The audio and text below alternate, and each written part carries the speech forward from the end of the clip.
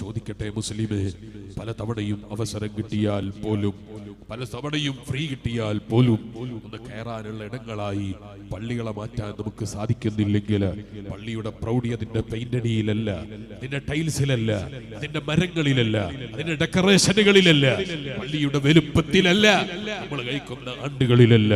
പള്ളിയുടെ വലുപ്പത്തരം കാണിക്കേണ്ടത് പള്ളിയിലെ ജമാഅത്തിന്റെ എണ്ണത്തിലാണ്. അല്ലാഹുവിനോട് കടപ്പെട്ട അടിമകളാ നമ്മള്.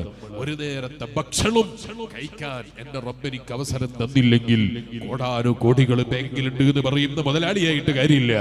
എനിക്കറിയാം, തൊണ്ടയ്ക്ക് ക്യാൻസർ വന്നതിന്റെ പേരിൽ മക്കളോട്, ഡോക്ടർമാരെ മുന്നിൽ വെച്ച് മക്കളോട് ബാപ്പ വെള്ളം തരുമോ എന്ന് യാചിച്ച് ചോദിച്ചിട്ട് ഒരു തുള്ളി വെള്ളം കൊടുക്കരുത് എന്ന് ഡോക്ടർമാര് പറഞ്ഞതിന്റെ പേരിൽ ബാപ്പ ചോദിക്കല്ല, നിങ്ങൾ ഞങ്ങളോട് വെള്ളം ചോദിക്കുമ്പോ ഞങ്ങളെ ഹൃദയമാ ബാപ്പ പൊട്ടുന്നത് എന്ന് പറഞ്ഞ ആ മക്കളില്ലേ, കൊടുക്കാൻ താല്പര്യമുണ്ട്, പക്ഷേ ഡോക്ടർ പറഞ്ഞിട്ടുണ്ട് കൊടുക്കരുതെന്ന്.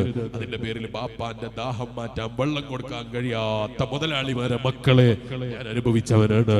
വേദ കേൾക്കുന്ന വിശ്വാസികളെ, നമുക്ക് എല്ലാറ്റിനും അവസരം തന്ന റബ്ബിനെ മറന്നു പോകരുത്.